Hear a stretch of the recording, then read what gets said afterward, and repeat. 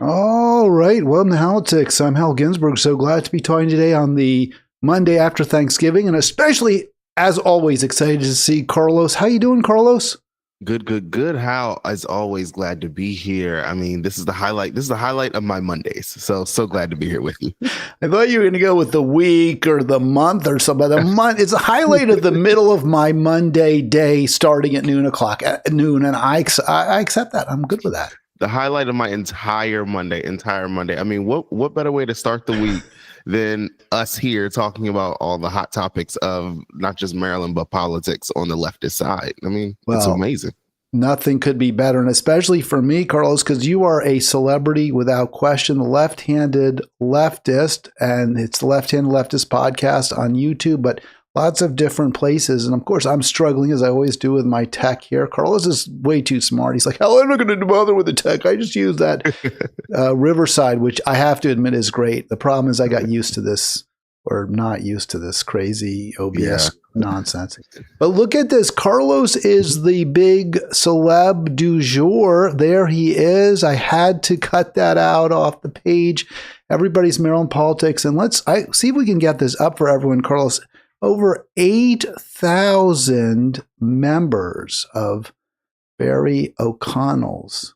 Yes. Are you going to be the permanent sort of head cut off in the top of the forehead thing or bottom of the forehead? I do not think so. I think Barry has probably he shifts it from my experience. He shifts it depending on what the topic is, what's going on, what's happening. So I don't think I'm going to be the permanent person, but we'll see. I mean, it's definitely going to be fun having Barry on. We're recording today, and then the podcast is going to come out in the next couple of weeks. But it's going to be really, really cool. We're going to be talking about the Westmore slate that he has coming up. What's it called? The Leave No One Behind slate, but also the kind of people he's challenging, because it looks like he's challenging a lot of the progressive Black caucus members within the House of Delegates and some state senators as well. So we're going to be looking at that, looking at who he's targeting, why he's targeting them, and then also get Barry's thoughts on just overall Maryland politics. He seems to be one of the he's like the independent investigative journalist of Maryland politics, it seems. All right, I did just, by the way, I was listening closely to what you had to say, but I was also wanting to make sure I got as much of your head as Barry does on his screen. So we put a little border at the top so you can see I'm not the one who was cutting off Carlos's forehead. Although I do that too, and I do that to myself as well. It's hard not to. That's a great get. Now, correct me if I'm wrong on Barry O'Connell, mm-hmm. And we're going to talk about Maryland. In fact, the show today is called Mamdani in Maryland. But was he previously at Maryland Matters and has moved on? Is that what happened? I don't think so, but I'm not 100%. I know he used to write, he used to do journalism stuff, but I don't know if it was Maryland Matters specifically. I know he also has a Substack, but I'm not sure if he was on Maryland Matters or not. Well, the reason I asked is I thought maybe that was the connection, because you wrote for Maryland Matters, at least several pieces. I don't know if you continue to submit there, but I know you have written for them. Oh yeah. I definitely I published my op-eds through them or Southern Maryland News. I actually haven't written an article or an op-ed in a while. I don't know why. I need to go back to it. To give something out there. I know I wrote one that I was talking to you about, and you were like, I should have submitted it to the Washington Post or something. So I'm gonna look at where different places to submit things are. I know Washington Post has more strict things around political stuff now, because shout out to Jeff Bezos. Yeah, I'm really irritated with them. I actually submitted I guess it was just a 3, maybe it would have just been a letter. I had at least one opinion piece in there. I was very pleased with that, and also the Sun. But they totally won't put anything that I write in there. And it's probably not that good. I mean, I don't want to say, oh, yeah, I'm submitting this great stuff. But I had a piece about, I think it was a fossil fuels tax, which was kind of up their alley. And it was rejected immediately by, I think, a college intern. They hired these, I don't think they're hired. They're $5, $15 an hour people who don't, they're trying to get their feet wet in journalism. And it's very frustrating for me, to be honest with you. Wait, so did it get submitted in the Baltimore Sun instead, or no? I don't even remember if I bothered to try to put it in the Sun. I may have, but the Sun has gotten hard right too now, owned by Sinclair. Hard right. Yeah. So try, but I do Maryland Matters. Maryland Matters. They post a lot. Yeah, they're probably a little easier to get stuff into, and I don't think the piece was really Maryland specific, though. I think that was the issue why I didn't go for Maryland Matters. It was again it was a response to an op-ed in the Washington Post, or an opinion piece in the Washington Post about the climate crisis.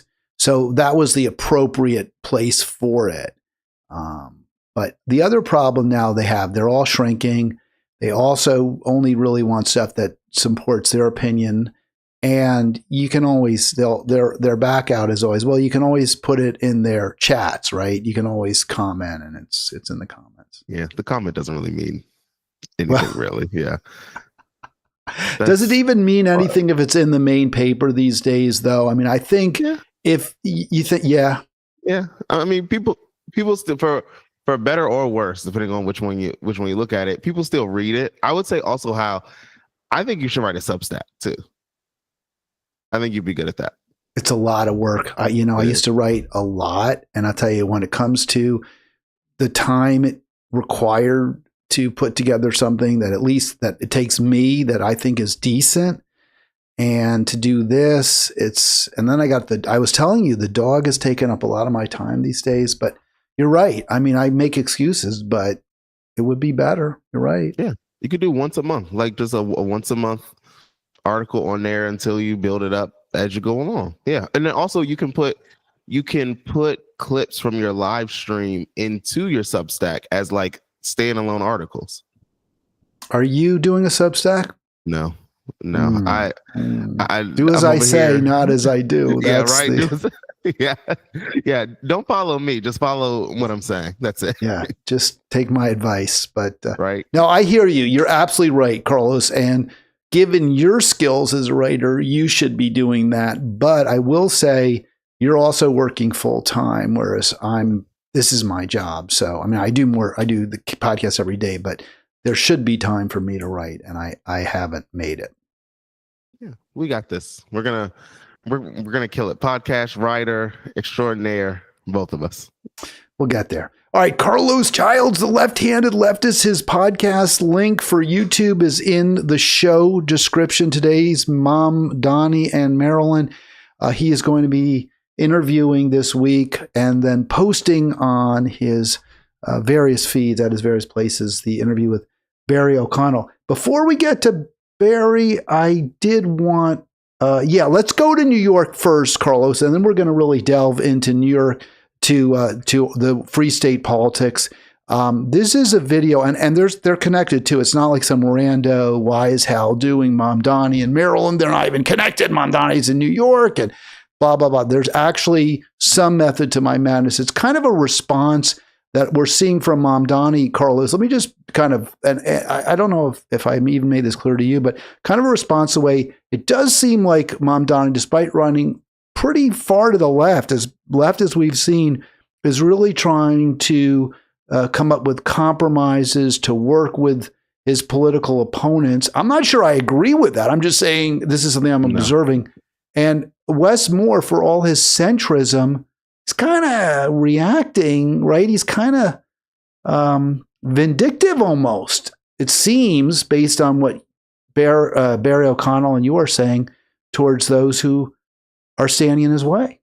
Yeah. Wes Moore has definitely been seen as a centrist, which is a little odd if you kind of followed the election, the gubernatorial election for Maryland, where he kind of tried to position himself as like a Elizabeth Warren style Democrat, not a Bernie leftist, but like a progressive. But it's been interesting seeing him veto certain bills and not get behind the support of certain bills. Certain bills, as far as there was a reparations bill which he vetoed, which would have studied and come up with the details of what reparations in Maryland should look like, where money should go, what programs should be funded, actually create an actual bill for reparations that the General Assembly can take and pass. He vetoed that. He vetoed a climate study bill, which was going to study how much taxes and fees to take from oil companies and fossil fuel companies. He has not been supportive of the banning 287G, which allows ICE to work to work with local police officers to deport people and detain people. So he's kind of been against the progressive side of politics, and now from different reports, his slate, leaving the one behind, is now targeting a lot of those like leftist members of the House of Delegates in the Senate, so that he can make his own super majority or just moderate centrist Democrats. Yeah, that's really interesting to me that he's apparently targeting members of the Legislative Black Caucus here when, correct me if I'm wrong, Carlos, what really helped Westmore win the Democratic primary here was that he was the black voter's choice. He was strongly supported both in Baltimore and in Prince George's County, which are two of the more preponderantly, I think if that's the right word, African-American areas.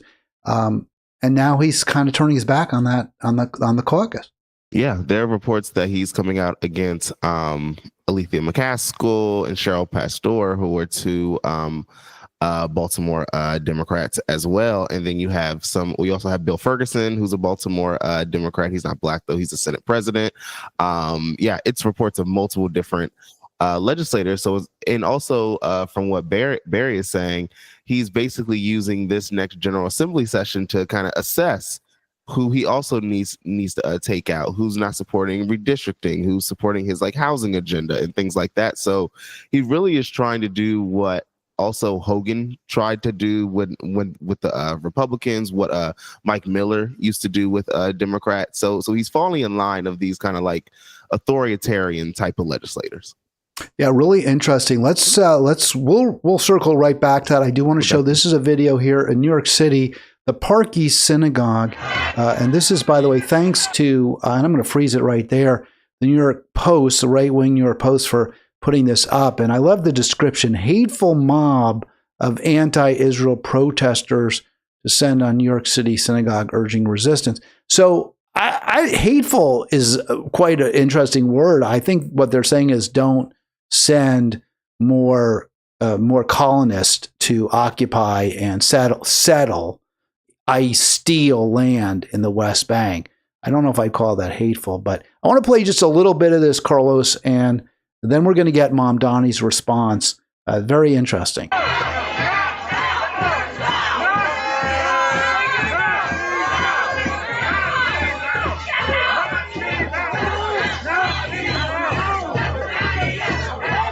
All right, so I'm going to stop it there, but basically I think you could catch the chant. It was death, death to the IDF, which of course is an army, and an army that is committing a genocide. So I just can't get worked up against those protesters. I, in fact, would be standing with them.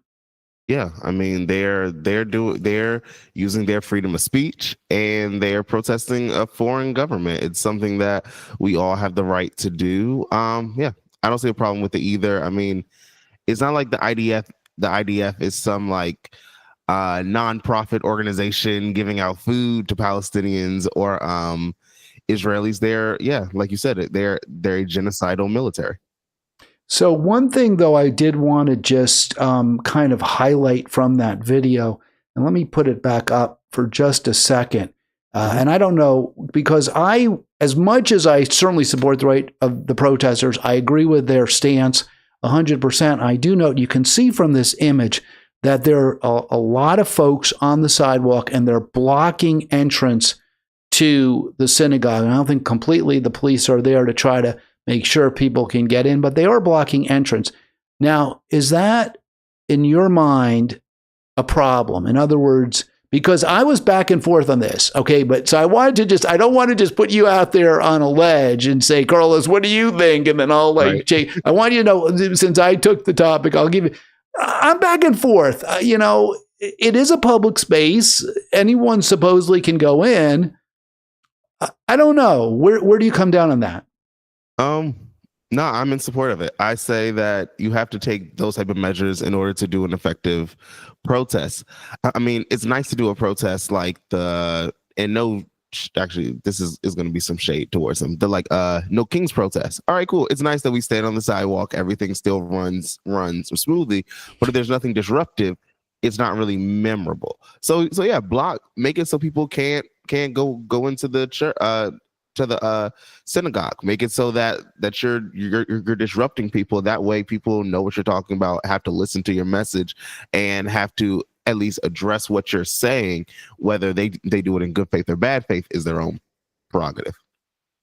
Do you feel the same way about protests blocking entry to abortion clinics?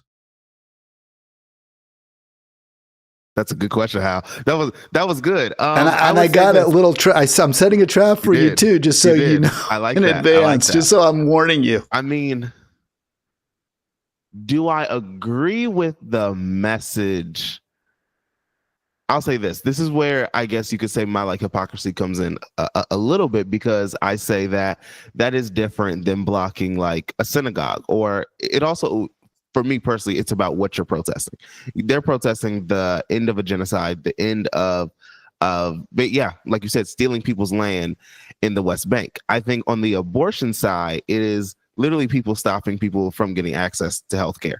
I view that similar to you protesting a hospital and not letting people go inside the hospital. It's all right, cool. I get protests, but maybe go protest if the anti-abortion people were protesting the headquarters of Planned Parenthood or something, and blocking people from going into the headquarters, sure. Who am I to say you can't do that? Do I agree with what you're doing? No. But sure, do that. I think when you block people's access to direct healthcare needs, I think that's where it breaks apart. Well, I agree with you. I think that's a really good and important distinction. But unfortunately, I think a lot of people won't see it that way. No. I thought you were going to say something about a right to choice, but we don't have that right anymore, right? That right has been revoked by the same court, different justices, same court that once conferred it. The right to an abortion has been taken away. But I was going to say also, we do have a right to religion, right? You have the right to express your religion. So both of them would appear to be, at least if you believe as I do, as I think you do, that you should have a right to health care. It isn't recognized. It should be. But I think there is a distinction. I think that the cause is more moral when you're protesting genocide, when you're protesting land theft. But that said, I don't think a lot of people who feel the other way, or any, will be persuaded by that argument. No, so it's a tough one. It's my argument was more preaching to the choir, because I know the opposition does not care. Well, that's something that Breonna Joy Gray said once, where she said, well, I think it is important to look at the content, not just the form, but the process is important. But what are you fighting for? Is it something good or bad? And I think the problem with that argument, sadly, is that we can't all agree on what's good and what's bad. So we're going to have different views. But it's a political fight. So here's how Zoran handled this. Now he and I give the Jewish Daily Forward some credit. Now this is a more, I won't say moderate, I won't say left, but for the Jewish media, this is centrist. They're J Street types. They're kind of a two-state solution. Yeah, Israel has a right to defend itself, but maybe they're going a little too far with the killing of the children. That's sort of their attitude. So this is what they say. No one will like the answer. And I agree. No one will. Mamdani said, you shouldn't block synagogues. And he also said something that I thought was really weird. And I wanted you to respond to that, where he said, people shouldn't feel people shouldn't feel unsafe. They're claiming they felt unsafe. How do you keep people from feeling unsafe? Thing up? Yeah, I'm going to put it up right now. All right, cool. I don't know that he said that, but this seems to be a big trope now. We don't want people to feel unsafe. I don't care about whether you feel unsafe. I care about whether you are unsafe. But I don't know. Where do you go with that idea that the feelings are what matters? I think feelings matter, but I think you have to ground the feelings in actual logic. Like for Zoran to come out and say, there was nothing wrong. This was people using their freedom of speech. Link the protests back to when, because you can link this back to like civil rights movement protests when they would block access to places, block the bridges, do climate defiance, even more modernly or more modern protests, block highways and block traffic. You had people, pro-Palestinian protesters blocking naval ships that were ships to deliver weapons to Israel. So I think he needs to ground it in the actual facts of what happened. And I link this similar to bring it to the Merlin side when you had I think it was the previous legislative session or the one before that, where you had the Senate President Bill Ferguson was talking about the needing to pass legislation to criminalize children, saying that we know that the data shows that crime is actually going down, but people don't feel like it. So we have to address people's feelings. And it's like, well, when you address people's feelings with actual policy, but the data doesn't back it up, you're making the problem worse. If it's just how people feel, start having just more conversations about changing why people feel that way, rather than putting policy behind it that doesn't line up with what's actually going on the ground. Yeah, you can't control how we feel. You know, everyone has their feelings or their feelings, and we're all going to respond differently. Either language is threatening or it isn't. I don't think there's a legitimate argument that globalize the Intifada is a threatening statement to an individual. I just don't see that. I don't think death to the IDF is a threatening statement to anybody going into that synagogue unless they're wearing an Israeli military uniform. And even then, isn't the whole theory behind the army is that these are the people we pay to risk being killed? I mean, it seems like that's kind of what it's all about. It's not our military. It's not the U.S. military at all. That's right. That's right. It's not. Now, he also said, and I have sympathy for Mamdani here. I'm not going to, I'll give away the story here. I have sympathy for the thread, the needle he's trying to thread here. In the same statement, and I think so does the Jewish Daily Forward, Mamdani also argued sacred spaces should not be used to promote activities in violation of international law. And he's referring to those settlements. So do you think that's kind of, I don't usually use this, but kind of ballsy? Wouldn't you say? As much as we're criticizing, we're pointing out that he's kind of giving the synagogue members a little bit of rope here and saying, well, you feel bad. I get it. You shouldn't feel bad. At the same time, he's saying, but what you're doing, you're violating international law. I mean, I don't know. Maybe the bar is that low. I look at it as like he's doing what he should be doing. Like he should be saying it. Now, personally, I would love to see, is there any kind of way you can make these things illegal? If they're against international law, aren't they also against us upholding the international law, I guess? To say you can't have these selling off of West Bank properties when they're being stolen. So in New York City, it's illegal to even do that. I don't know. How does that work? Because I feel like you're right. He is kind of threading the needle here of like, I can't fully come out and say I condemn what's going on and that I am standing with the protesters, but I can't also say that I am a full out Zionist, because I'm not. I think that this is something that you're going to have to also pick a side, because he's showing for a lot of people, the pro-Palestinian side feels that what Zorhan is doing is more rhetoric than actual what he's doing, like through his power as the mayor. Whereas the Zionist side, we look at it and say they're actually getting actual wins as far as keeping Tish as a police commissioner, him coming out against like globalize the Intifada, discouraging its use, things like that, bringing on some like Zionist people onto his team, or saying he's like open to having Zionists as well, a part of his administration, which he can't help, but it depends on what position they're actually gonna be in. Yeah, it's Mamdani, Maryland, and Morday. Wes Moore, of course, our governor here in the Free State, and we've got Carlos Childs, the left-handed leftist, a Maryland-based podcaster, writer, and all-around leftist. I was looking at your title. I was trying to come up with another word, and there we go, all-around leftist. He said, just since you brought up the Commissioner Tish, he said, Mamdani, that one of the reasons he wanted to keep her on is because she did really good work, and in terms of the corruption in the Adams administration, that she was somewhat independent and she did root out corruption, which I'm sure kept her quite busy. Now, here's the thing. I think that's fair, right? I mean, you have to always make balancing tests. She's respected by the boys in blue and women in blue, I should say, as well. She's done some good work, which we both support, right? Rooting out the corruption. Definitely.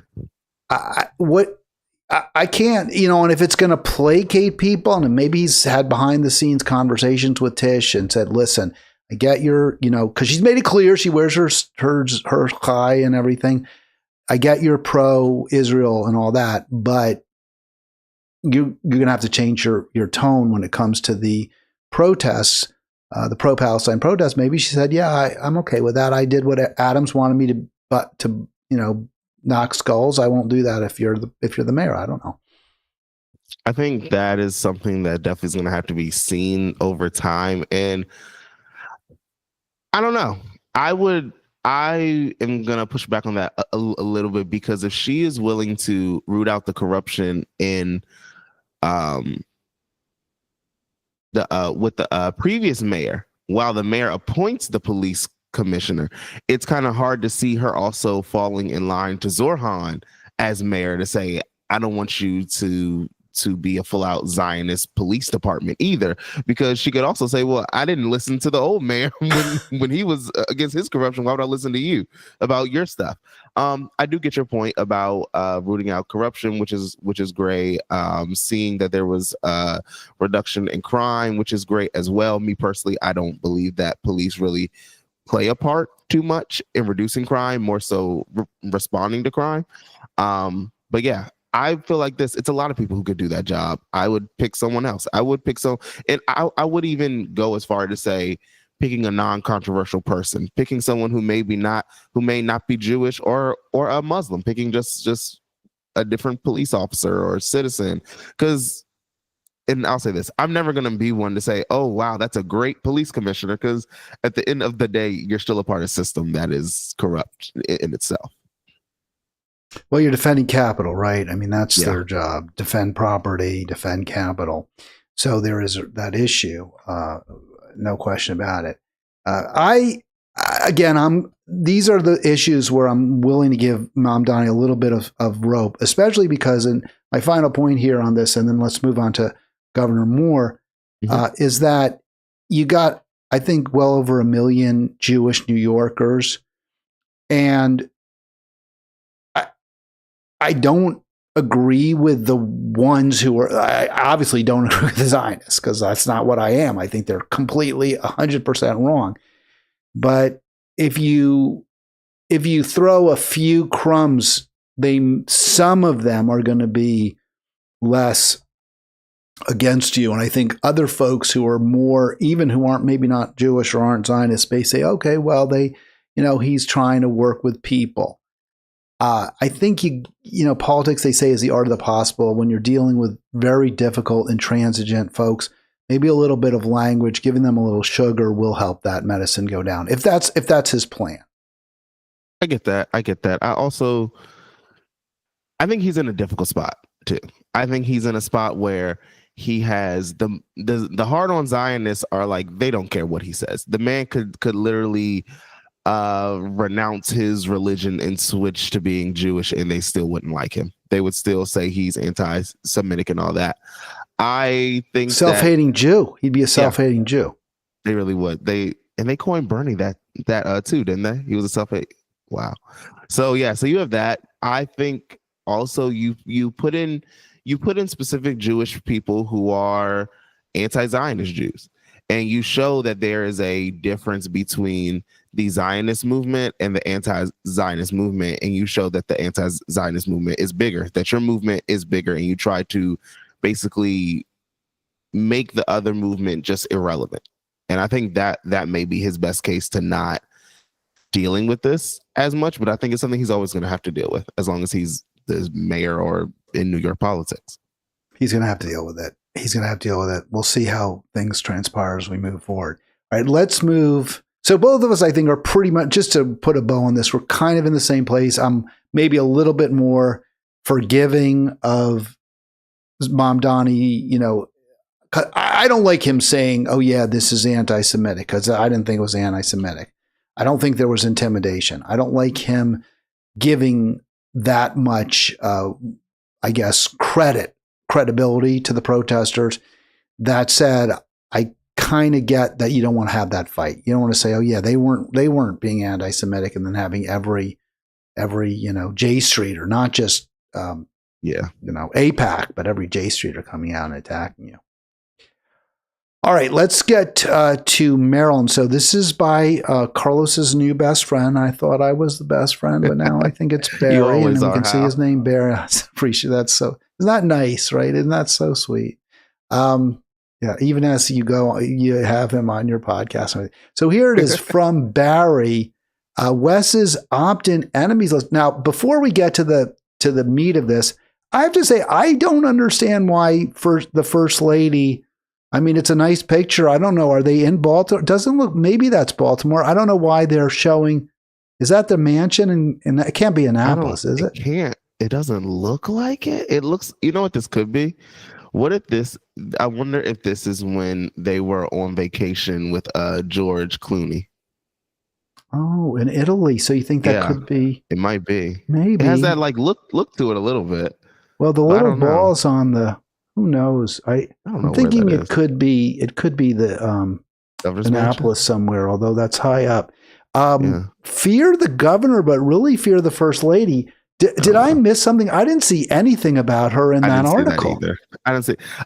Look, Barry's amazing. Like Barry's funny. He a little hyperbolic, a little showmanship to him. I don't know what it is with the First Lady of. I was about to say Baltimore, of Maryland. I have no idea. It's a good picture, though. I mean, they're smiling, toothy. Yeah. I mean, it's fine, whatever. I mean, it's why voted. It's why some people voted for them for this picture, like for the look. You think so? You think that was part of it? I think a part of Westmore and is the Obama effect. It's the we want a nice looking, well established black man. Safe. Safe black man, and it comforts people. And I think, and not just a black man, it could have been a white family that just looks very like, oh wow, I can trust them. I mean, look at how people felt about George Bush, like they can have a beer with him, even though they'll never even be in proximity of him to even drink water around him. One of the points that Kamala Harris made when she was explaining how come she chose or did not choose Josh Shapiro is she felt that as a black woman married to a white man, she specifically made that point, a Jewish white man, it might feel weird to also have to voters. And I think, Obama famously once said he married Michelle, a black woman, even though he had dated white women before her, because he felt in part his political ambitions were more likely to be thwarted if he was married to a white woman. I think there's probably something to that. Yeah, I do too. I mean, I think that a lot of his support I'll say this, there was two groups of black people supporting Obama. You had the group of black people who were there for like the actual hope and change, and I want to see the policies. I want to have a more progressive country. I think you had a section of black voters who are like, I want to vote for representation. I need someone who looks like me to prove that like we can do this. We can reach this level within politics or society. And I think that had he been married to a white woman, that would kind of get a little diminished from like this, like, oh no, it is like black first, not black first, because that wasn't Obama anyway. It was very much like I wouldn't even say a pro-black agenda. It was more so like just representation. And I think the representation he made people comfortable with him. And I think that for white voters, and Obama did well with white voters. He did. Compared to other Democrats. He did not win the white vote, but he did well compared to other Democrats.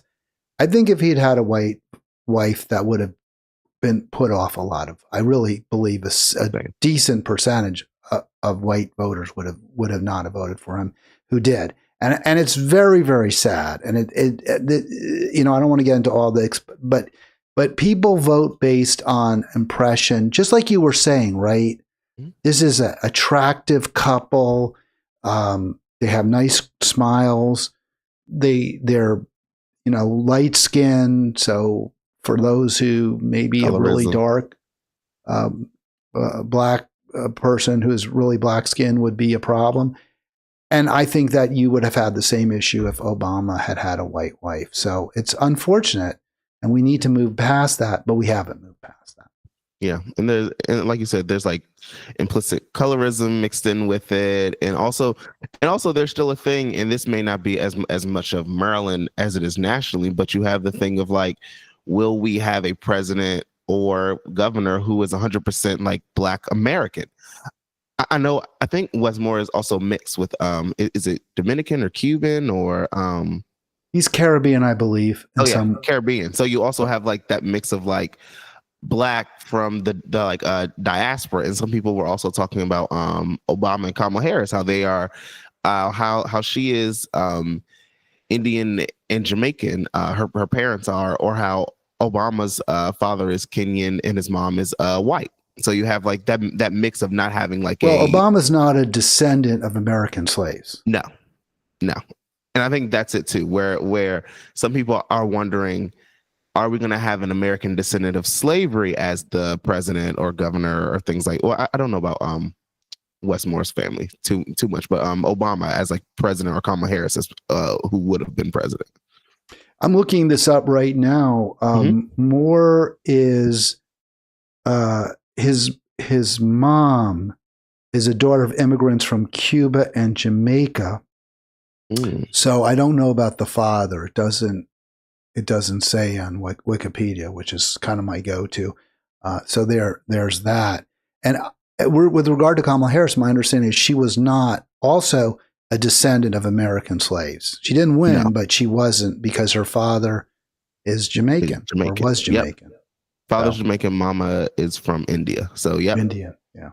All right, let's get to Westmore. Just a little dialogue on the tragedy of racism in America, that it still is keeping people from fully living their lives and being able to, and have what we all should have, is love and choosing our partner without any risk of impacting on our futures.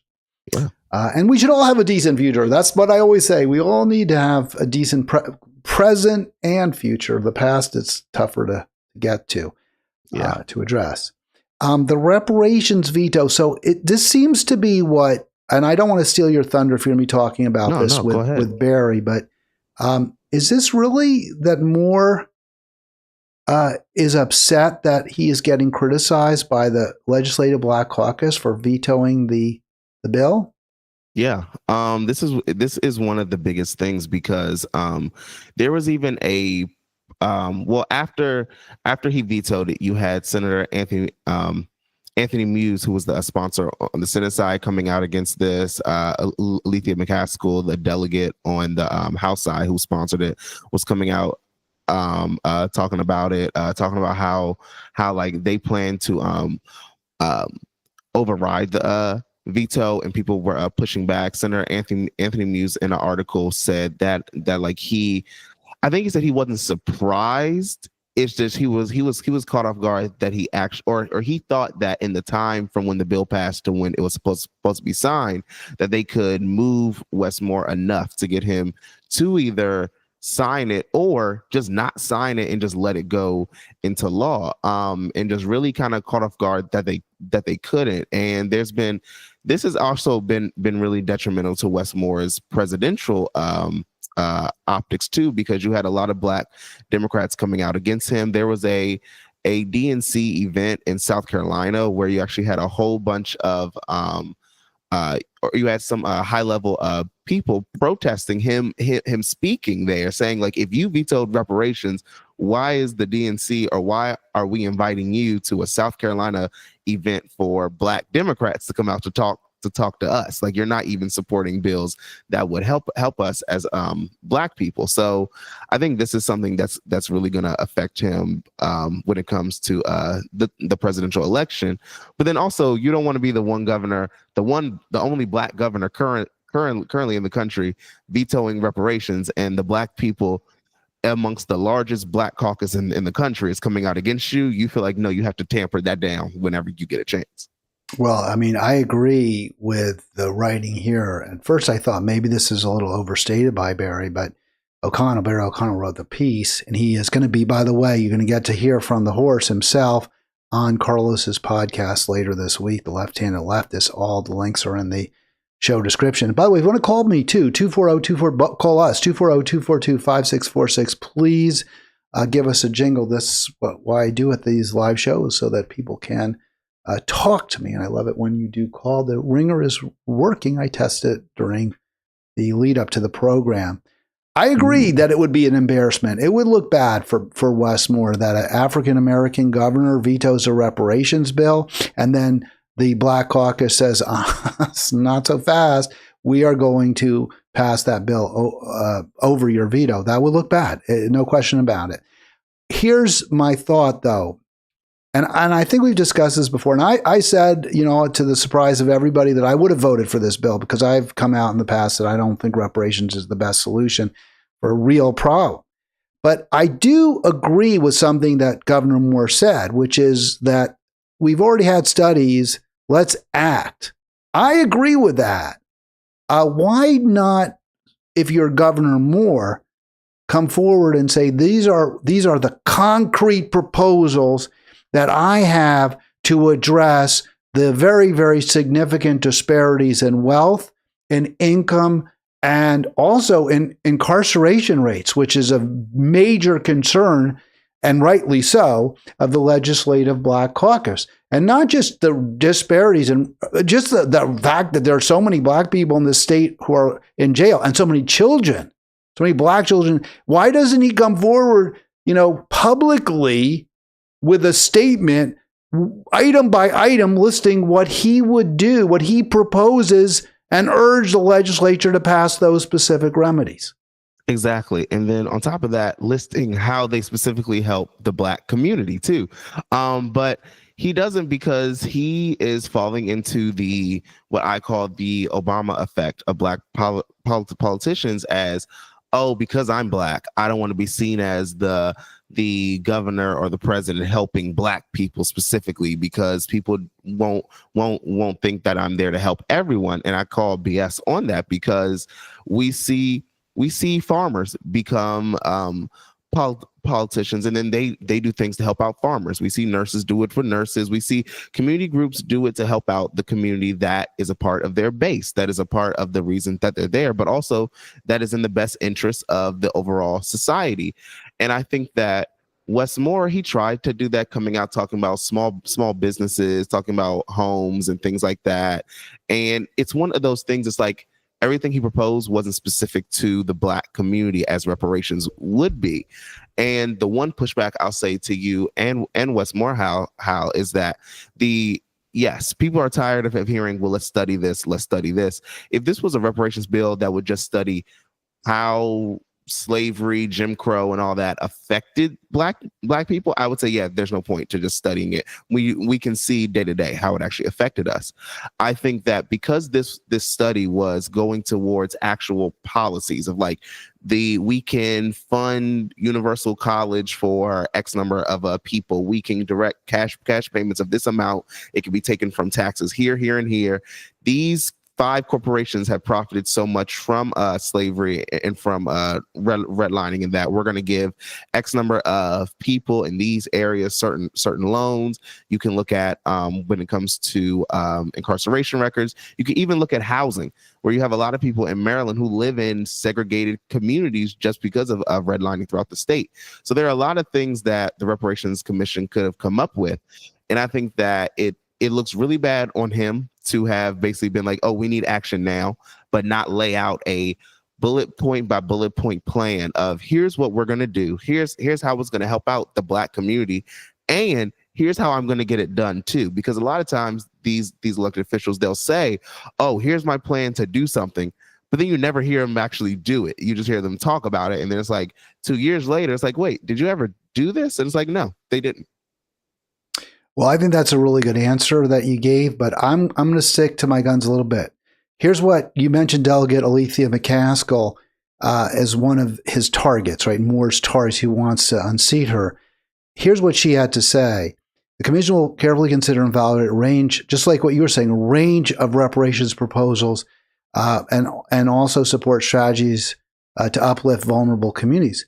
It seems to me you can do that. Moore could have his own governor's commission to take a month or two to study that question rather than pass this bill. You don't need. I think there's a lot of wheel reinventing here. I get what you're saying about finding, what institutions specifically have unfairly profited, unjustly profited from redlining and from promoting segregation, which is or from taking advantage of vulnerable communities. I get that's an issue. I'm not saying it isn't, but why? I don't think that prevents you from right now saying, okay, what are the communities now which have particularly high rates of homelessness, of people who are housing insecure, if not homeless, but housing insecure? What are we going to do? How do we guarantee housing for all? And this is a huge problem because we know people, Carlos, you and I know people who are unhoused. Yep. And there are solutions to that. You give more housing vouchers. You have the state build housing or subsidize low-income housing. Those are things that could be done right now. And they don't need to, and in terms of your concern that people would say, well, he's only helping Black communities. It doesn't have to be only Black communities. It could be mixed race communities. It could be in Appalachia where there's a lot of poverty, and say, okay, we're going to have, and even still, you disproportionately help Black Marylanders because they are more on balance, have less assets. We know one more point here, and then I'll turn it right back to you. We know that the richest Marylanders are disproportionately white. Raise taxes, raise the top marginal tax rate on people making over $1 million, and use that money to help vulnerable communities. That would reduce the wealth and income gap, just doing that alone, Carlos. So I think there are some pretty obvious ways to go about this. My concern is that Moore isn't invested in any of those solutions.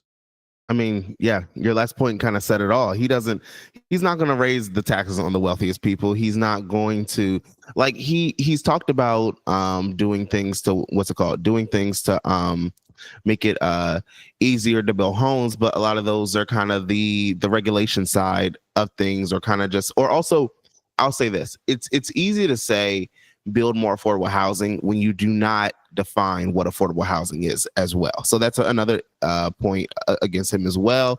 And yeah, if he's not willing to do that, it's great for him to set up his own commission. I personally don't really see too much of a problem with that. I would say it depends on the time frame, because you could set up a commission that, okay, if it goes past you being governor, the next governor comes in, I'm shutting it down because there's no legislation behind it. And I think that because he could have done this. Now, he knew about this bill probably before it was even filed. So if he wanted to get out in front of it, he could have said, fine, I'll put my own commission together. I'll do these things. I think he just did not want to do anything at all. So when the bill passed, it was like, oh, dang it. Now I have to actually do something. Now I have to say something or address it. And I think to Delegate McCaskill's point, we know that reparations, will it predominantly help Black Marylanders? Yes. Is it going to also help other Marylanders too, who are not Black? Of course, because what's that phrase that you used that I got from you? A rising tide lifts all boats. So if the rising tide is mostly lifting Black boats, other boats are also going to rise as well. And the pushback that I will give is that when you address all communities and yes, I do believe that sometimes we have to address society as a whole. But when you don't carve out specific things for communities that have been disproportionately set back, while you raise all boats up, if we're starting from these two playing levels and we all raise up, there's still that gap to where people aren't on the same playing field as well. Well, you're not raising the yachts, right? You definitely don't want those yachts going up. That's why you tax the billionaires and the multimillionaires at a higher rate than we have now, because the tax code is simply not progressive enough to reduce. In fact, it's resulting in more and more inequality. And in fact, it's often regressive, the richest people paying lower tax rates. So right. That's one way you can respond to the concern that you raise, which is certainly a very fair one.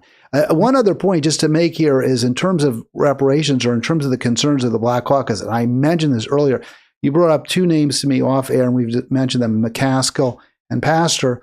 And you can see that here, Delegate Cheryl Pastor mentioned as someone who's really committed to addressing, and I think this goes to the bill you talked about before, which was the, tell me the name again, I forgot. Second Look Act. Second Look, right? So folks who've been incarcerated since their teen years, since their young adult years at the very latest, let's get a second look at them. And Pastor, saying, hey, look, you have to hold people responsible if they break laws, but this is crazy. We're keeping people in jail who are not a threat to society, and it's terrible for them. It's worst for them, but it's also bad for Maryland to spend all that money, and it's cruel. It's wrong. She's 100% right.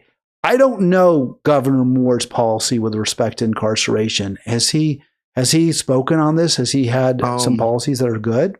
Yeah, he did sign the bill when it was presented to him. I know that there was a lot of pushback from the governor's mansion around this legislation, trying to put out their people within the House of Delegates and I think the Senate as well, to water it down, to take out as many of those quote unquote crimes that people commit, to be able to be to have a second look. I know that I believe rape was taken out. Certain murders were also taken out as well, just like certain different crimes.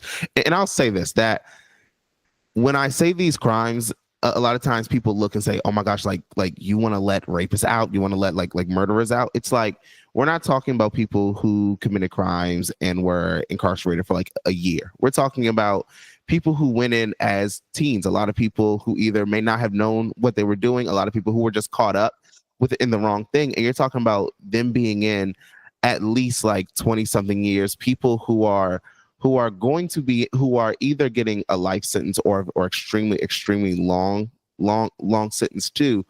And you have to prove when you petition the court that you have changed, that you're in a different mind space, a different person, that you are sorry for your crimes that you committed. So you're looking for like rehabilitated people and putting them back into society. And there's even been studies done that have said everyone who's gotten out through the Merlin, it's a program, and I'm blanking on the name, but I know that the Merlin Parole Partnership does a lot of work with them.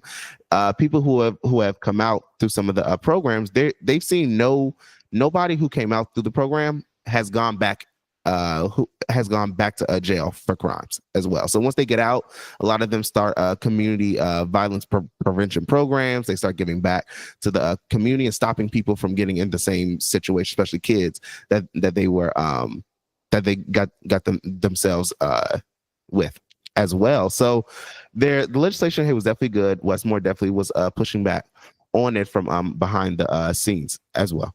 I think you're talking about the reentry program, perhaps. Yes. I'm using the wrong word there. And you mentioned, Carlos, this is what I'm curious about. And by the way, shout out to Khalid in the chat for kind words about our podcast. Thank you so much, Khalid. Thank you. So Pastor, right? She's one of the two that you mentioned, McCaskill and Pastor. Is more irritated that she pushed this second look bill because there's the fear. Every politician has a terrible fear that someone's going to be let out and then they're going to commit some gruesome crime and that'll be used against them. Do you think that's part of this? Is he was afraid she could embarrass him? Yeah. From what I heard, it was exactly what you said, that fear of like, oh, someone might get out and then may recommit a crime. And then, okay, here we are back like, oh, Westmore let out X, Y, and Z. I think it's also the optics from him as like, I don't want to be seen as the soft on crime person, because as we see Democrat, and also this is what happens when you have a governor who is looking at running for president. They stop focusing just on the state and they start thinking about how do they look nationally. And for Democrats, they have this big thing about, I don't want to seem soft on crime when they run for a national level, because they think that Republicans are going to use that besmirch them. And I mean, to me, it's not about being soft on crime. It's about actually like restorative justice towards communities. If someone isn't that same person going in, then let's set you up for success coming out. Let's make sure that you're able to stop other people from being in these situations as well. So I think it's that. I think it's also that Cheryl Pastor had some really emotional and like some really powerful speeches on the dais talking about the second look bill, and was really out in community talking about how good this bill was, and was calling out a lot of legislators for working against the bill and trying not to pass it as well. By the way, shout out to Splash, who's also in the chat there on YouTube. Great to see your comments as well, Splash. Yes, a lot of problems with Wes Moore. One of my big issues, and we've discussed this too, Carlos, is how he stuck his thumb on the scale to keep our good friend Chrissy out of the House of Delegates. And she is the champion of all champions when it comes to Medicare for All, to Healthy Maryland, which is a policy that would provide real, tangible benefits to the Black community in Maryland, to the white community, to the immigrant community. Choose your community. Oh. The community that wouldn't like it is the wealthy Marylanders, and even many of them would benefit. And yet, the insurance companies who don't like it. The insurance companies, the for-profit healthcare, the CEOs of Johns Hopkins and University of Maryland medical centers, both of which are supposedly nonprofit, but both of whom make millions and millions every year to run those institutions. So I think that was a terrible thing that he did. I'm very, very upset about that. Yeah, no, that was horrible, especially looking at it when it seemed like Chrissy Holt would have won. She would have won that without Wes Moore stepping in and telling people what they said. He was calling people the night before the vote, talking about, oh no, don't vote for Chrissy, vote for the other candidate who was their favorite, or who was Wes Moore's favorite person. So I think Wes Moore has a history of stepping on or putting his thumb on the scales for like who he wants to see in office. But I think that this next election could be him like really saying, look, I need to get out people who are going to be against me. And I think he could also be trying to do this because if he sees himself running for a president in 2028 or being a vice president in 2028, he doesn't want those same people during the legislative sessions to be against him. And then that could be used as like news clips against him running for a president or a VP as well. And one more thing I will also say on this too is that we also are waiting to see, and I'm gonna have Barry on to talk about this as well, is what's going to happen with the redistricting commission that Wes Moore has been putting up and being the face of redistricting in Maryland, because is he going to use the senators that don't support that or the delegates that don't support that as people to target as well, seeing them as hurting his presidential chances? Yeah, there's a lot of issues there. I actually grudgingly support the redistricting, but he's been pushing it. I agree it's anti-democratic, but in this case, yeah. No. Well, the Greens are against it, right? Like, I know Butch Ware in California has been going after Newsom for this. And of course, he's running for governor himself. So, he's going to do that. But I understand the argument. It is incredibly hypocritical of Democrats, but I don't want Trump to have Congress on his, I don't want Trump to have Congress next term. I'll say this. I'm on the fence, and I'm not on the fence about a lot of stuff. I'm on the fence about this only because I look and say it's only one seat. It's just one. So it's not like we're Texas or California where we could gain 3, 4, or 5 seats. And 2, Maryland does not, a lot of Maryland judges who would be overseeing this are Hogan appointed judges. These are conservative judges. And I believe Democrats tried to do this in 2020 when the census passed. They tried to make it a 8-0 map in favor of Democrats. And I think the judges came to them and said, this is heavily gerrymandered. Either you fix the map or we'll make one for you. And I know a lot of people are concerned that if the judges make a map, you may turn a 7-1 Democratic majority into a 6-2 majority or a 5-3 majority. Right. But I don't think he's concerned about that for the reason you No. gave. So it's It's not a an look issue. of like I want to be president. I want to show I'm meeting the moment. And I'll tell you this: a lot of advocates and activists and organizers are mad because they're like, you can meet the moment with this, but when it comes to ICE, you refuse to meet the moment. And either Westmore has chosen to not talk about ICE, or to talk about it in a way of like, I don't want to get in the way of like. He said there was an article that came out recently that said like Westmore's comments on it was like, I do agree that we need to be taking like dangerous criminals off the streets or something. And he has not been a supporter of the of the ban on 287G either. So it's like to me, if he runs for president, he's going to run a Kamala Harris type of campaign. Like he's going to go conservative on immigration, criminal justice, stuff like that. So. Well, and it doesn't work, right? I mean, first of all, those kind of campaigns tend not to work. Although I guess it did kind of for Joe Biden, but there were a lot of factors involved. But they also don't work for the American public. Then we get presidents who don't fight for us, and then we're mad, and we turn, to somebody who's even worse. I just thought about quite possibly. Do you think that it's going to come back to bite Westmore in the behind when he got on MSNBC and was basically saying like Kamala Harris will not be keeping Lena Khan on if she becomes president? Because I saw a clip and he was one of the main people he was one of the main like went on news spaces people to talk about how, she doesn't really need to keep Lena Khan on. And we know as the left, that was one of the main selling points of Joe Biden was Lena Khan. Right, exactly. In fact, a lot of podcasters, sort of center left podcasters, oh, look at how great he is. He's got Lena Khan. I mean, this is just amazing. There's Lena Khan. Or also the labor, right? They had those labor judges. Yeah. He's got this great administrative law judges who are doing so many wonderful, and okay, they're, yes, better. I mean, we'll give you that, but let's not oversell, please. I did not know that Westmore was out there, prepping the head chopping of Lena Khan. I was not aware of that, but yeah, that's typical. He's a finance guy. He's a Wall Street guy. They're not.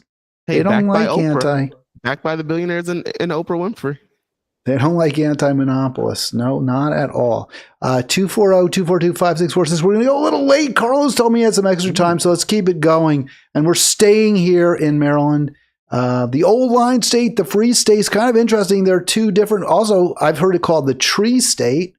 It's interesting. Old line and free seem to contradict, the old line being the line between the north and the south. What is that line called again, The Carlos? Mason-Dixon line. The Mason-Dixon line, right? We're south of it because it goes between Maryland and Pennsylvania. But the free state, we weren't really free. We were one of the last states actually not to be free, since the Emancipation Proclamation did not free Maryland slaves. No, we're a funny state. We're a funny state here. we're weird. And we're shaped weird too, right? Let me put that back up. I mean, that sort of. Are we the oddest shaped state? That's an interesting question. We haven't really ever delved into state shapes. But yeah, we are a weird shape. Like it is, it's weird. Like if you look at it from a certain way, sort of looks like a gun. Like it's sort of. Well, we've got that panhandle, but it's not like a regular size panhandle. I'm going to put this back. We'll get to see double Carlos and Hal here. By the way, put our faces on. I don't always do that, but I thought maybe that would be helpful. But you can see I had to, because of the way it's, you got that long panhandle at the top. People can't see my mouse. And then on the left side, if you're looking at it, it's to your left. And then we're on the right side, and it's all over the place. So it's strangely shaped. And hey, I love Maryland. What the hell? Maryland, my Maryland. It's a great state. Better than all the other states. I'll say that. And I'll say this, Maryland people have pride in their state. Maryland people love the state of Maryland and the flag. The flag is so big here, right? They love that flag. Do other states have that? Because when I lived in Virginia, they didn't care too much. Do California people care about the flag? Really? I like the California flag because it has a bear on it. It Yeah. has this big golden bear. So I love that bear. I think what's cool about our flag is it is different. It doesn't look like other flags. It's kind of got like it's hodgepodge. It's got Like a crest. some like crosses, and there's like some sort of maybe arguable slave signia on there, but some people say it isn't, and I don't know what the truth is, and I don't know. It's the only place I've ever seen people wear as part of like a uniform, like a tie with the flag on it or a scarf with the flag on it. They love their flag. Yeah, they love it. We love it here. It's true. It is true. It is. It's because it's different. I think it's because it is really unique. I don't think the Virginia flag is unique, but I do like the California flag because I like the bear on it. That's my thing. Yeah. Oh, before we go to the next story too, I think one more thing that we're going to see this coming General Assembly session, and I definitely have to have you on for the General Assembly conversation too, because I think data centers are going to be a big thing. And I know Wes Moore has been pushing to have data centers come, and he was protested in Annapolis when their mayoral, the people running for city council and mayor, all the Democrats, I think that were going up. They had a big rally for them, and you had protesters from Climate Defiance and PSL who came and were like, why are you not coming out against data centers and Landover and other places that are ruining our communities? And Wes Moore actually, like, he walked away, like he walked off the stage because of that. What do you say to people who are like, yeah, Carlos, I get it. The data centers are bad, and we've got climate change, and also he did veto reparations, and I believe in reparations, and he stopped a healthcare advocate from becoming a delegate, and he has kind of sent at best mixed signals about ICE. So yeah, maybe there's some things about Wes Moore that aren't great, but look, we are fighting Trump. We're fighting fascism, and he's an ally. He and Gavin Newsom and they're all speaking out against this horrible Nazi Hitler that we have in power. I say this as a governor, he's not even fighting the hardest that he probably could. I mean, he's doing an okay job at it. I guess a good rhetorical job. I haven't even really seen any of the governors fight that hard other than just rhetoric. I'll say this is that in the upcoming election, you don't have to support Wes Moore. You can support Andy Ellis. You can support whoever the Green person is, because they're still having their nomination process. You can vote for the Green person, vote for an independent. I'll shout out the Green Party because getting them to, I think it's either 1 or 5% gets them ballot access moving forward as well. It's just 1, right? 1%. 1%, and they can keep ballot access so that they are able to build up their party and get more people elected. I'll say this: Wes Moore, he ain't it. He ain't it. Fine. We'll find another one. Also, I say this: if enough people start coming out against our elected officials, especially the Democrats or Republican people, you can actually make them start changing what they do. It just has to be enough people to say, I don't care if you're the only person. I won't vote for you unless I get X, Y, and Z. And I will always go back to, even though I think the policies were trash, when a lot of black men came out as like, I do not want to support Kamala Harris, it made her actually put together a platform agenda for black men. Was it a good platform? No. But at least it showed, here's what she plans to do. Yeah, as long as you will vote, as long as you or your community will vote for a candidate, no matter because of the party and no other reason, they'll give you nothing. You'll get nothing from them. Yep. You have to be willing not to vote for them. Even if the alternative is even worse, don't vote for the alternative, but you got to be willing to withhold your vote. We were talking a lot about Wes Moore. We mentioned some other Democrats. Here's one, David Trone. Now I guess this is where you have two people. It's like the Scooby-Doo show, whereas you could put April Delaney McClain on, or you can put David Trone, and you pull their mask off and it's the same person, either one. What strikes me, Carlos, is how weak these Democrats are, how boring. Like Wes Moore, I get he's handsome, I guess, but he's so boring, isn't he? He's there's nothing exciting. There's nothing. And the same, have you ever been in a room with David Trone? There's no riz. And this is, I think, the Really? Democratic Party. Yeah, I've never met Dave. Actually, have I met him in person? No, I've seen him speak on like debates or like things. He's very boring. Democrats in Maryland are boring. And I'm thinking, like, I'll even say this. As someone who met Ben Jealous and stood next to him and had a conversation with him, he's not even that great. Like these are, and he was the lefty person. I mean, Democrats in Maryland are not it. I mean, remember how, and this is taking us back to crazy times. Remember John King when he ran for governor of Maryland? I do. Boring. These people are boring. I like John King, but there were some issues, right? It came out there was a little bit of sketchiness there, right? That we found out about some of the statements, but not a real thrilling guy. I agree with you about. I'll tell you. Also, Angela Alsobrooks. I'm not finding anything exciting about her.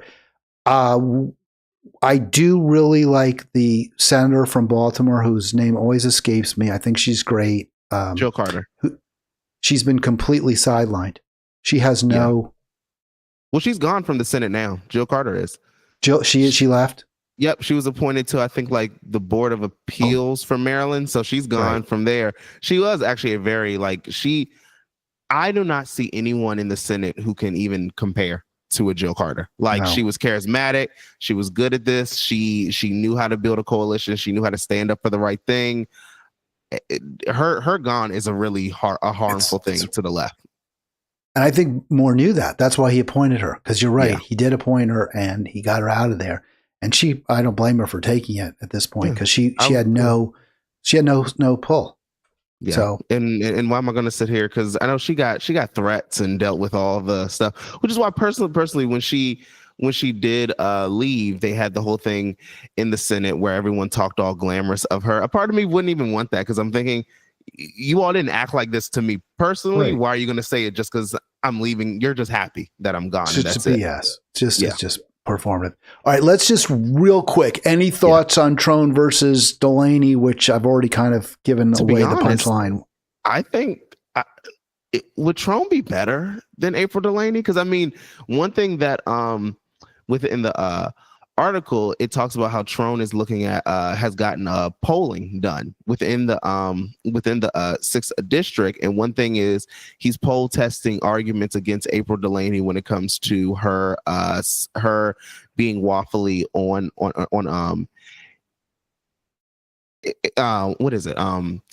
immigration and supporting the Lake and Riley bills, being kind of not being supportive of like criminal justice legislation as well, being more of that like moderate centrist to the right kind of person. So, and remember, he ran against Angela Alsobrooks trying to form himself as the like progressive center left candidate. So I think he may come back and try to like show himself as like, I am the progressive person against April Delaney. He's going to try to make her into like an establishment person because, April Delaney supports or her husband had the seat. Now she has the seat, the billionaire money behind them and all that. I'm going to look this up too. I wonder, did David Trone endorse April Delaney though for the seat? Because if he did, it kind of makes it hard for you to say, I supported this person to take my seat, but because I lost the seat, give it back. I'm trying to remember. I don't even remember who she ran against. Was it someone who it was like the mayor of Hagerstown or something? Yeah, but she ran against the mayor of Hagerstown, Takashi, I want to say her name is. Martinez ran against a delegate out of Montgomery County. He was a newly elected delegate, Joe Vogel. Who is also on the Jewish caucus in the Maryland General Assembly. He's a Cheryl Kagan Knight person. One of those. It's Vogel isn't even the worst. The worst one is, although Vogel's a delegate, Ben Kramer is just absolutely toxic. Yeah. He's a senator from Montgomery County, just full on Zionist, and also the two guys running for county council executive here is terrible in Montgomery County. Evan Glass and I can't remember, Andrew Friedson, complete developer. Well, Joando's running though. I guess he's the one that. Let me say it this way: Friedson and Glass are so bad that I'm seriously contemplating voting for Jawando. Wow. I got to hear your thoughts on them too, because I mean, I'm not going to ever vote for Friedson, I'll never vote for Friedson or Glass. Montgomery County, I just haven't really gotten into politically. I had Omodemola Williams, who ran for Gaithersburg City Council on, and I'm looking at also some other Montgomery County people. Also, as we get into next year, I want to start talking to some of the different candidates for the different races, more the lefty ones, but and maybe challenging some of the other people, or having some Republicans on who are running against races that I personally see as non-winnable, like, and see, hey, so what do you think? I think you should get them on. And I think what I am pushing leftists or progressives in Montgomery County to do, and I have had no success at this, Carl, so I want to tell you right now, I'm really trying to get some of these folks from some of the, like the Peace Action Montgomery, Our Revolution under new, management or whatever term you want to use,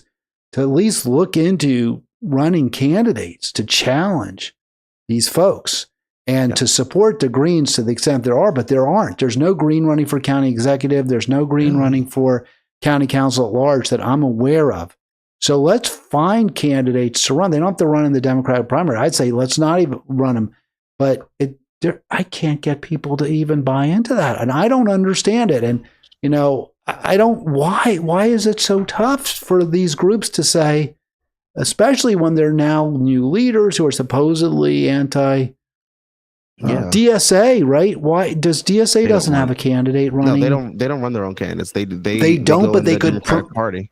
They don't. But what I want to see them do is at least come up with somebody that they'll push to run as a Green.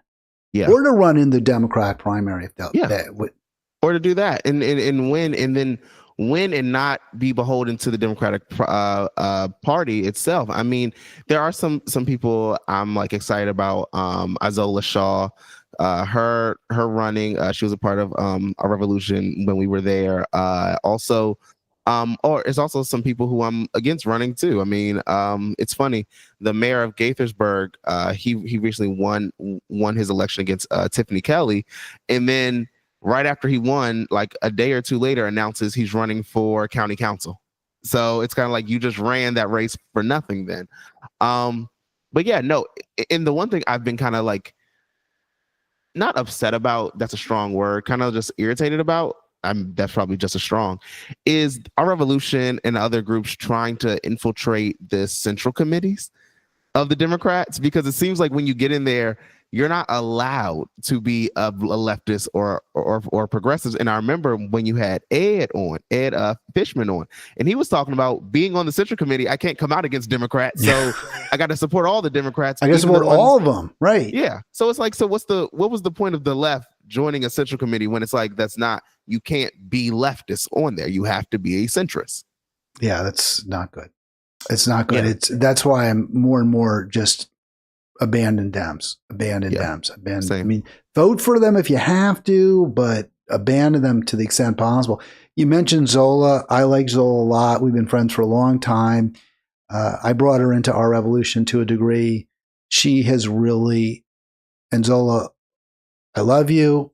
Care about you. You have really disappointed me by failing to take a stance on the Maryland Israeli Development Center. She just will not come out and say she's against it.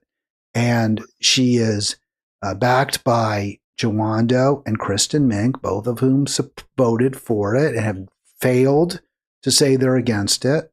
This is what they would argue. Well, it was in the budget, and either I vote for the budget or I vote against the budget. And my answer is, so you vote against the budget. You go to Mark and you say, I understand it's just a little line item in there. Take it out. Yeah. You can take it out. Take it out. If it was something else that they didn't want in it, they would take it out. So I don't get how this is any different. This is.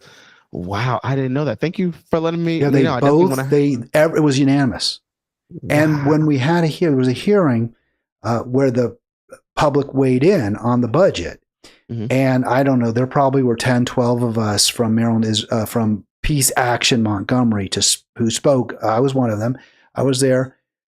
Every council member, I believe, was in their seat except for Kristen Mink.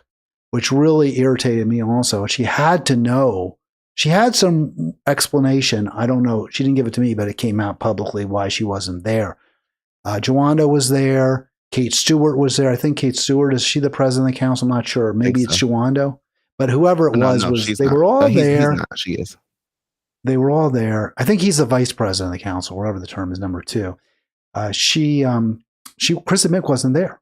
And I was really upset because I really wanted to like stare at her because she's presents herself as a champion of justice, of anti-imperialism, and yet she's the lefty like she to me is seen as the most left on the council. Maybe I would even say personally more left than Jawando is. But like didn't she get her name recognition from like protesting the former like defense secretary or something? That's right. So yeah, like right. So this is I'm surprised she didn't take that stand. That is wow. Thanks for letting me know how I definitely want to talk to some people in Montgomery to have them on to talk about that. Yeah, no, every single council member voted yay to the budget that included funding taxpayer funds for the Maryland Israel Development Center. And some of the companies that have been importuned and that have offices here support the Israeli occupying force. They provide AI and other software packages that are used to repress and persecute and kill Palestinians. I know that the council members will say, again, well, look, it wasn't like we voted yes to that particular item. It was just part of the budget. And, you know, we don't have time to go through it line by line. It's an enormous document. And again, you just tell Mark, because Mark submitted it with the funding for the development center in it, which is also another huge black mark against him in my book. Yeah. But yeah, you could just, I'll tell you what, if Jawando and Mink had gone to him and said no, he might have pulled it. And if not, there would have been it will at least come to people's attention. They're terrified of AIPAC, Carlos. They're terrified of the pro-Israel lobby here. Which is maybe I'm wrong. I always saw AIPAC and the other DMFI as more focusing on, or I guess they also have local arms too that people focus on, like county executive, county council races and stuff like that too. I always feel like this: those people are probably already gonna come out against you. But I don't even know, does Jawando, Mink, or Zola, do they even talk about Israel, Palestine at all? They won't. They just won't. They won't do it. Yeah, it's so painful. They've met with advocates, and they're basically like, well, we see your point. You know, it's not right. Marilyn Balcom, I think I mentioned this to you. I spoke to her along with several others, and she said she was not going to debate. She was not going to discuss the morality of Israel. It wasn't going to be part of the conversation. Whereas that's not true for Mink and Jawando. It's certainly not true for, I mean, Zola told me she's totally against what Israel's doing personally. I probably shouldn't. I gave that away. It wasn't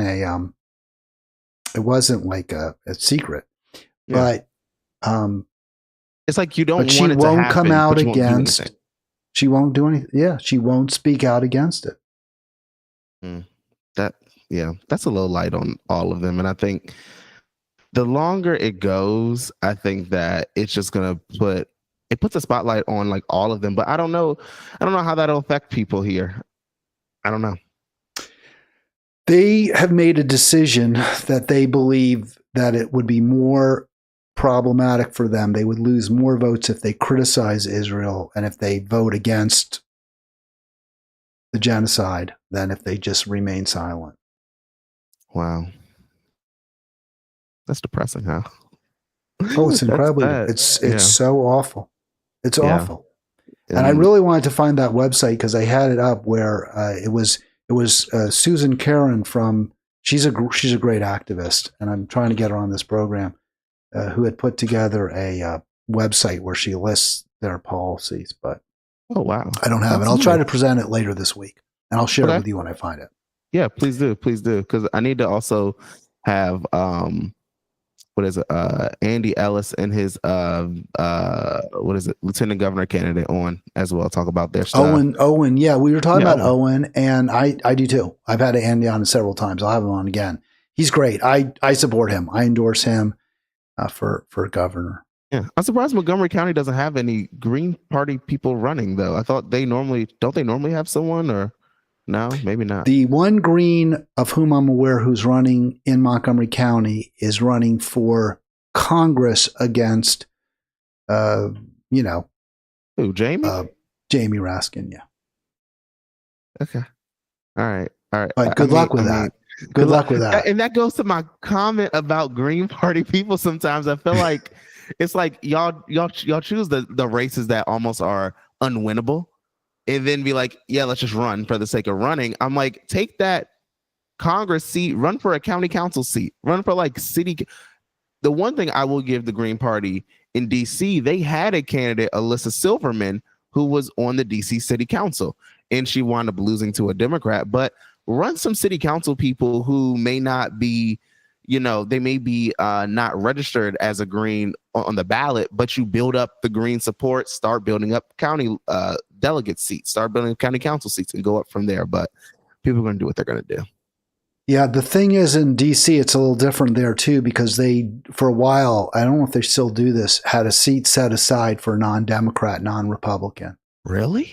Yeah, so they had a seat where the only people who could compete for it were not members of either Republican or Democrat Party. So they could be an independent. And I think that's how Alyssa got elected. I'm not sure, I probably described a little bit inaccurately, but they really made it easy. They tried to make it as easy as they possibly could to get a non-major party candidate elected.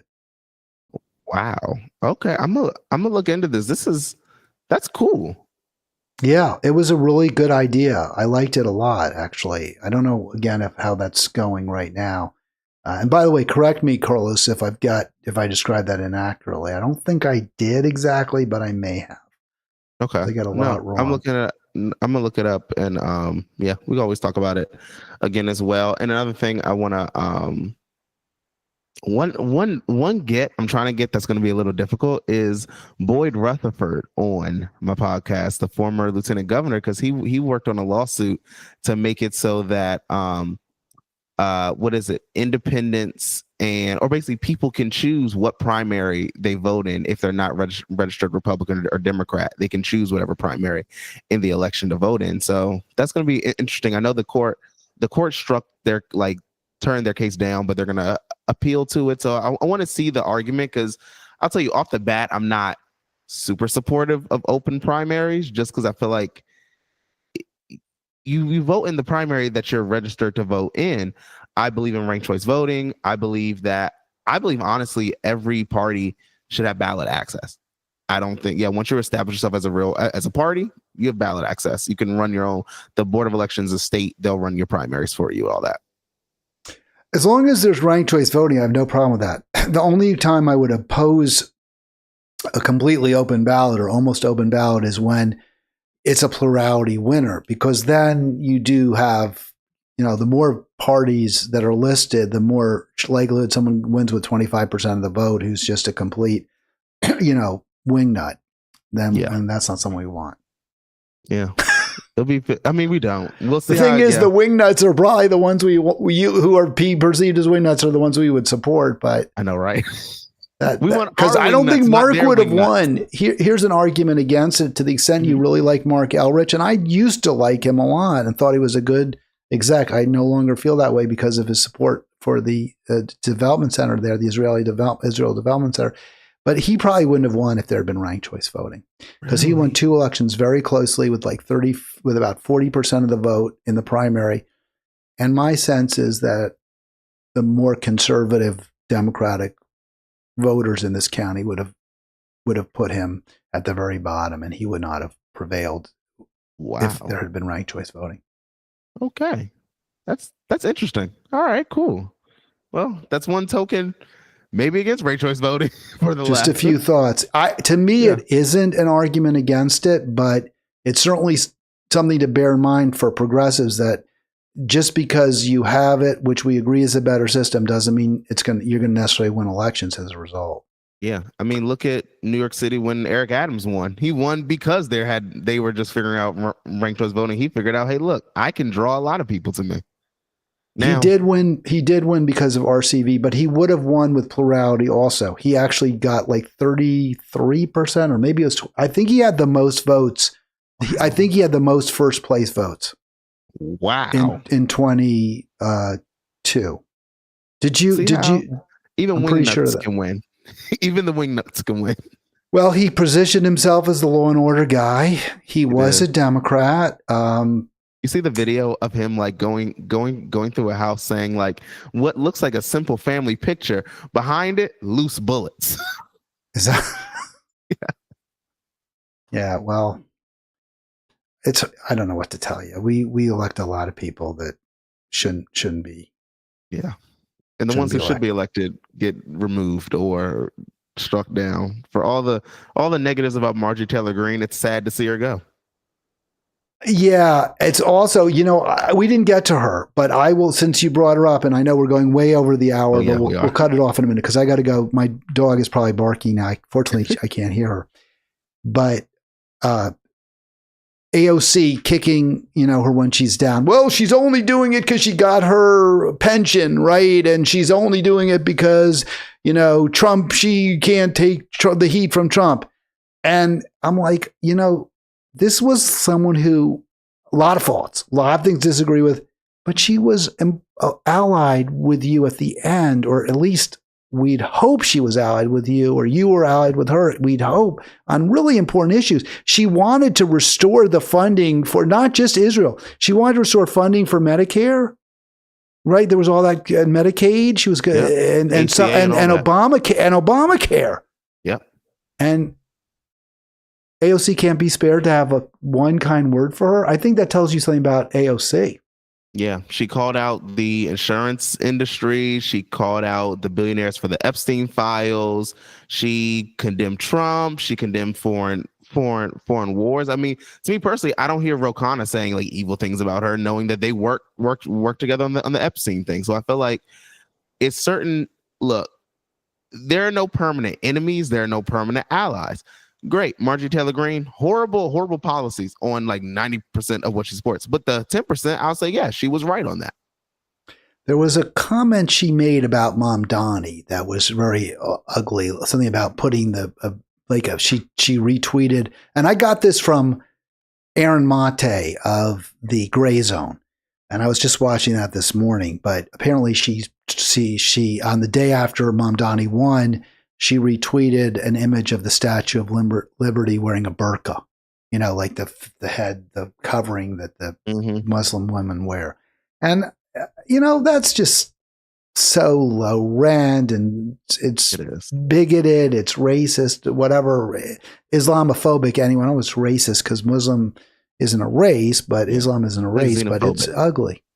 Yeah, she gets a gold star, and then just as fast as she gets it, we have to take it away. So But AOC, to me, I find her so frustrating, and so again, phony, fake AOC. Marjorie Taylor Greene is strong enough to go against Trump and go against her party, and willingly resigning over it.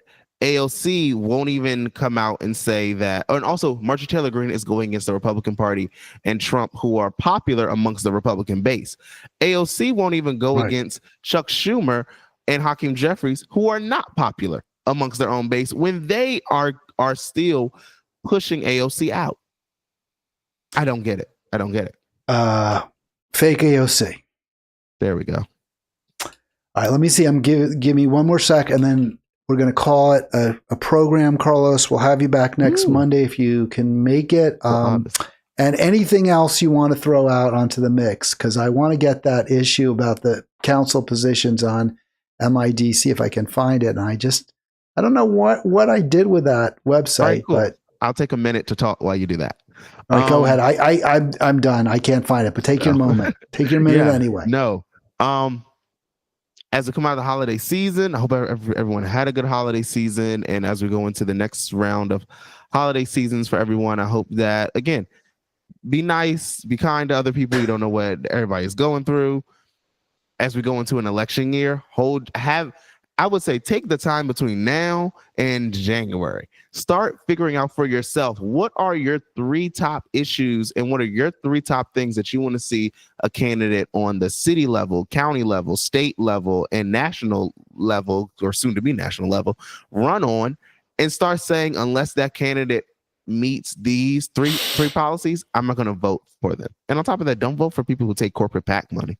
That's number 1. Yeah, especially if they take APAC money. Especially APAC money. We don't vote for APAC people ever. No. If you take APAC, I don't. All right. And that'll do it for us, for Carlos and Hal. Thank you so much for being part of Halitics. I will be back tomorrow. It will be an Arlen Tuesday and then Wednesday, I think, just me. Ooh, nice.